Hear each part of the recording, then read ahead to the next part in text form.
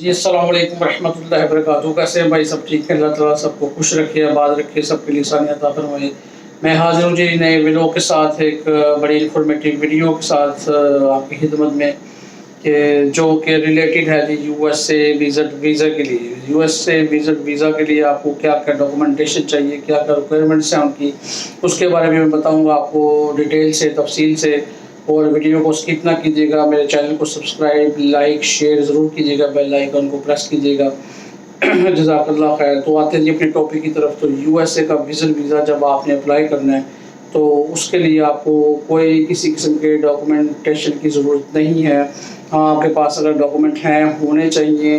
بڑے بڑے لوگ آتے ہیں وہاں پہ اپنا ایمبیسی میں انٹرویو کے لیے, تو ان کے پاس بڑے بڑے اتنے ڈاکومنٹ سوری ان کے پاس ہوتے ہیں, تو وہ مطلب کہ لیکن وہ ان سے مانگتے نہیں ہیں اپنا ایمبیسی والے. وہ یہ جسٹ صرف یہ نہیں ہے کہ وہ پاکستان میں ایسا کرتے ہیں, وہ آل اوور دا ورلڈ تقریباً ایسا ہی وہ اپنا ان کا ایک کرائٹیریا ہے کہ وہ اپنا یو ایس اے والے نہ وہ نہیں مانگتے بینک اسٹیٹمنٹ یا کوئی اور بھی کوئی ڈاکومنٹ آپ کہہ لیں, کوئی وہ ریکوائر نہیں کرتے. اس کی بیسک وجہ یہی ہے کہ ان کو آپ کے متعلق جو بھی آپ نے اپنے DS 160 فارم میں لکھا ہوتا ہے, پرووائڈ کیا ہوتا ہے کہ یار یہ میں ہوں, تو میں سارا اس میں آپ کو فرسٹ آف آل آپ کو اس کے لیے DS 160 form on line apply کرنا ہوتا ہے, مطلب کہ فل کرنا ہوتا ہے.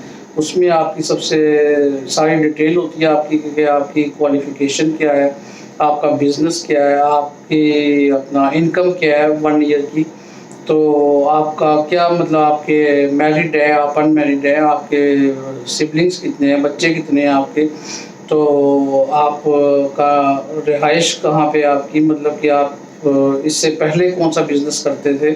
تو ٹوٹلی میں انہوں نے نا آپ کی سارا کچھ آپ سے ہسٹری آپ کی پوچھی ہوتی ہے. آپ کے پیرنٹس کا نام کیا ہے, آپ کی بھی ڈیٹ آف برتھ کیا ہے, ان کی ڈیٹ آف برتھ کیا ہے پیرنٹس کی آپ کے.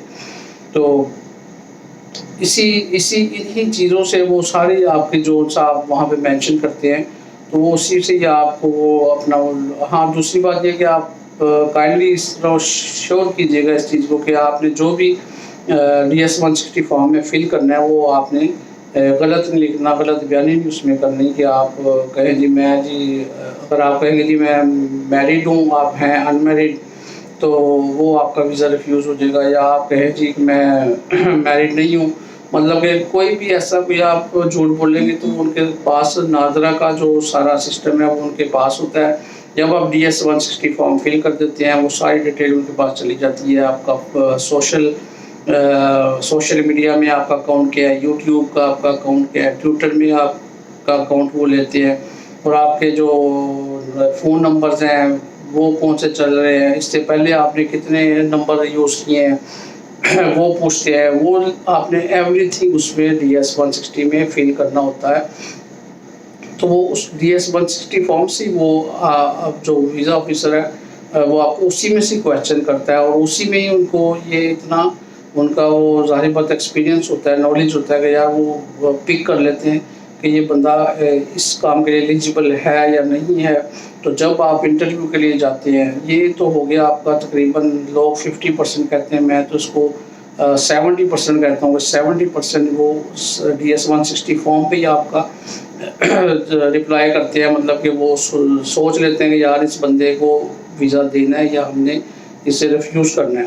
تو جب آپ 30% پیچھے رہ جاتا ہے, تو وہ جب آپ ان کے پاس جاتے ہیں انٹرویو کے لیے, جب آپ کی اپوائنٹمنٹ ہوتی ہے, DS 160 فارم آپ نے فل کر دیا, سینڈ کر دیا, آپ نے فیس پیڈ کر دی ہوئی ہے, سب کچھ ٹھیک ہے ویسے کی. تو جب آپ کی اپوائنٹمنٹ آتی ہے, اس دن آپ کا انٹرویو ہے, آپ جاتے ہیں, تو DS 160 فارم پہ جو آپ نے مینشن کیا ہوا لکھا ہوا وہ آپ نے سارا آپ کے دماغ میں ڈیٹیل ہونی چاہیے. کسی اچھے بندے سے, اچھے کنسلٹنٹ سے آپ اس کو فل کروائیں اپنے DS 160 فارم کو, اور اس کے ساتھ بیٹھ کے فل کریں کہ آپ کو بھی پتا ہو کیا کیا فل کر رہا ہے, کیا کیا مینشن کر رہا ہے آپ کے DS 160 میں.